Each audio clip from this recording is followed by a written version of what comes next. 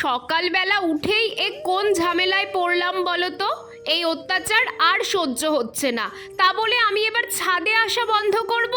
মা সকাল থেকে চিৎকার শুরু করেছে। একদিকে এই টবের মাটি, আর একদিকে মায়ের চিৎকার।